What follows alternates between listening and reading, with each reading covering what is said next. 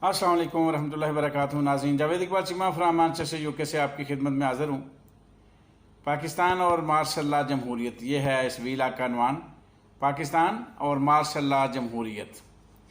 नाज़रीन, मुझे और आपको इस बात पर फ़ख्र है कि हम इस्लामी जमहूरिया पाकिस्तान में रहते हैं और इस्लाम नाम की कोई चीज़, कोई अदारा, कोई अदालत, कोई निज़ाम, कोई रहन सहन, कोई लेन देन, कोई मुआशरा की एक इकाई भी हमारी इस्लामी नहीं है। फिर भी बड़ी डटाई से और बड़ी बेहयाई से और बड़ी बगैरती से मैं ऐलान करता हूँ कि हमारे मुल्क का नाम इस्लामी जमहूरिया पाकिस्तान है। इस तरह हम पाकिस्तानी अपने आप को मुसलमान कहलवाते हैं और बड़ी बेशर्मी से, बड़े फ़ख्र से अपने आशिक रसूल होने का दावा करते हैं, जबकि एक भी अल्लाह का हुक्म अपने ऊपर मुसल्लत करने की जिसारत नहीं करते और ना अपने आखिर-उज़्ज़मा पैगम्बर नबी अकरम सल्लल्लाहु अलैहि वसल्लम की किसी सुन्नत पर अमल करने की कोशिश करते हैं। बेईमान हैं, झूठे हैं, फ्राडिये हैं, धोखा देते हैं, मिलावट करते हैं और बहुत सारे गलीज़ कारोबार और धंधे सब में हम मुलव्वस हैं, सबसे आगे हैं, नंबर 1 हैं, मगर फिर भी बड़े फ़ख्र से, तकब्बर से ये ऐलान करते हैं कि हम माशाअल्लाह मुसलमान हैं। अपने ज़ोर बाजू से हराम की कमाई करते हैं, रिश्वत लेते हैं, नाजायज़ कमाई घर लाते हैं, बच्चों को खिलाते हैं और बड़े धूमधाम से अहलो याल के साथ उम्रे और हज करते हैं और रोज़ा रसूल पर देगें, सदक़े और खैरात की देते हैं और रो रो कर दुआएं करते हैं कि हमको बख्श दे कि हमने इतने हज, इतने उम्रे कर दिए हैं। और फिर अल्लाह ताला को सबूत के तौर पर मक्का मदीना की बनाई हुई वीडियो भी जो है ना सबूत के तौर पर पेश करते हैं, जो हमने पाकिस्तानी रिश्तेदारों को मरऊब करने के लिए बनाई होती हैं और उनको बताने के लिए बनाई होती हैं कि देखो हमने इतने हज उम्रे का किए हुए हैं। इतना वक़्त इबादत में नहीं गुजारते जितना वक़्त हम वीडियो बनाने और फेसबुक और व्हाट्सएप पर शेयर करने में गुजारते हैं और टेलीफोन पर बातचीत करने पर सर्फ करते हैं और लोगों को बड़े फ़ख्र से ज़ाहिर करते हैं कि हम पाकिस्तानी हैं और अल्हम्दुलिल्लाह हम मुसलमान हैं। माशाअल्लाह माशाअल्लाह, क्या कहने। मेरी औकात पर किसी शायर ने क्या खूब कहा था कि इतना ना आकड़, ना इतने जज्बात में रह, हद से ना गुज़र, दायरा औकात में रह, एक कतराए नपाक निस्बत है तेरी, औकात यही है तेरी, औकात में रह। ये है मेरी औकात। और फिर इस तरह फिर पूरी दुनिया में हमने धूम मचा रखी है कि पाकिस्तान एक नाजुक मोड़ से गुजर रहा है। मैं 70 साल मेरी उम्र होगी, मुझे ये सुनते सुनते कान पक गए हैं कि पाकिस्तान एक नाजुक मोड़ से गुजर रहा है। फिर भी जमहूरियत की आला मिसाल दुनिया के सामने रखते हैं और दुनिया को हर रोज़ हम ये बतलाते हैं और जतलाते भी हैं कि ये होती है नई तर्ज की जमहूरियत, जिसका नाम है मार्शल जमहूरियत। और फिर पूरी दुनिया को मेरा हुक्मरान ये पैगाम दे रहा है कि अगर शहनशाहनियत, फ़िरौनियत और फस्तायत वाली जमहूरियत का नाम रखना है तो पाकिस्तान वाली मार्शल जमहूरियत का नाम रख लो।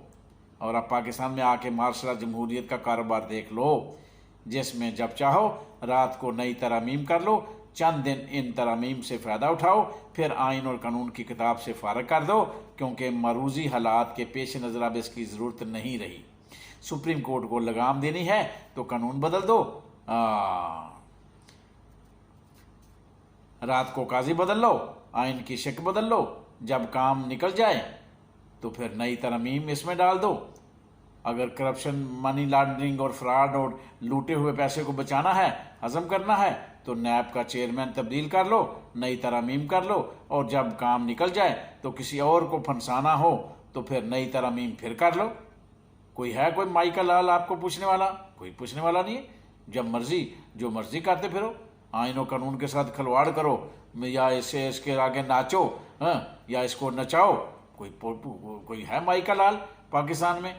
SPDM टोले को पूछने वाला कोई नहीं है।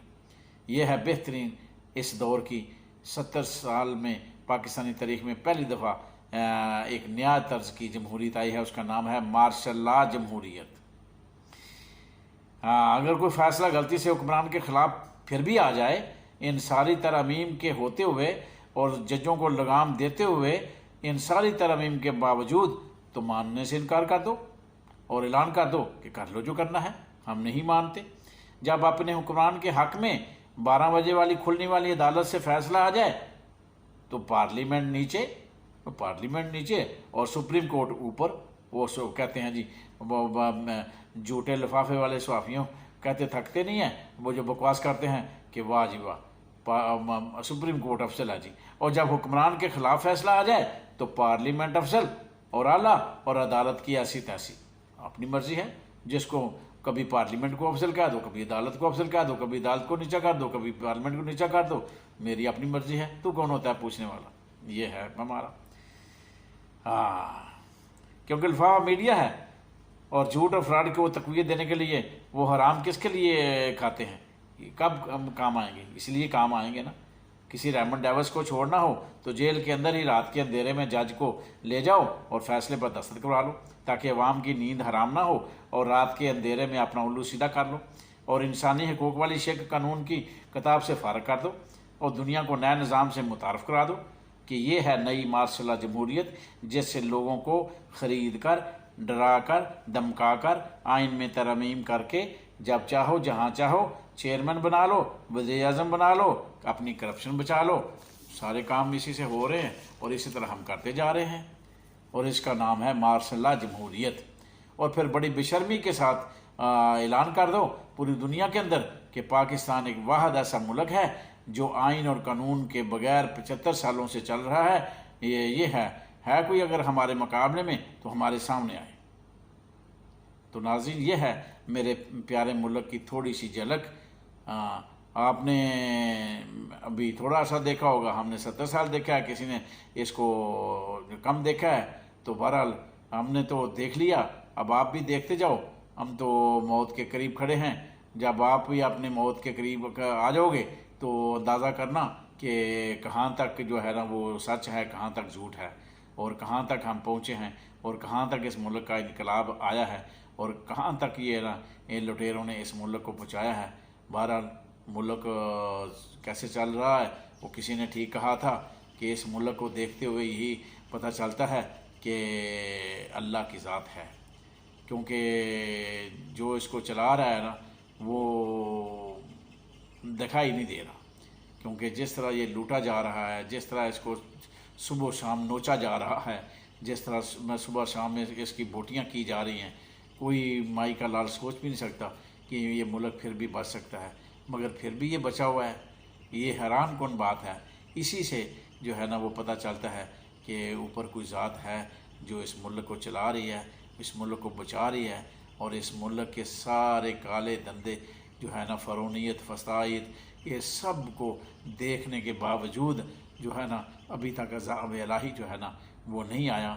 چھوٹے چھوٹے عذاب آتے رہتے ہیں جو نہ مجھے ان کی فکر ہے، نہ میرے حکمران اس کے بارے میں سوچتے ہیں۔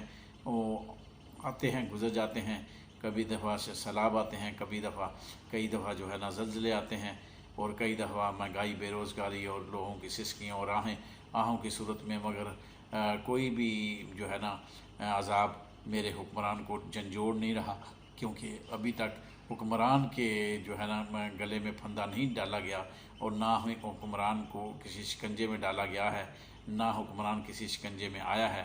تو یہ میرے اللہ کی ذات ہے جو اس ملک کو چلا رہا ہے اور اس ملک کے بارے میں فیصلہ کر رہا ہے، اور اللہ نے ہی اس کا جو ہے نا فیصلہ کرنا ہے کہ اس کو کب تک قائم رکھنا ہے اور اس کے ساتھ کیا سلوک کرنا ہے، اور میرے حکمرانوں کو کب تک لگام دینی ہے، ان کی لگام ڈھیلی کی ہوئی ہے میرے اللہ نے، کب ان کی پکڑ ہوگی، یہ سب کچھ میرا اللہ جانتا ہے۔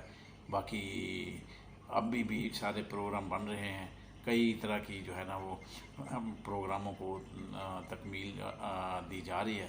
دیکھنا یہ ہے کہ ان کی پلاننگ کامیاب ہوتی ہے یا میرے اللہ کی پلاننگ کامیاب ہوتی ہے۔ فی امان اللہ، پھر ملیں گے انشاءاللہ۔ خدا حافظ ناظرین۔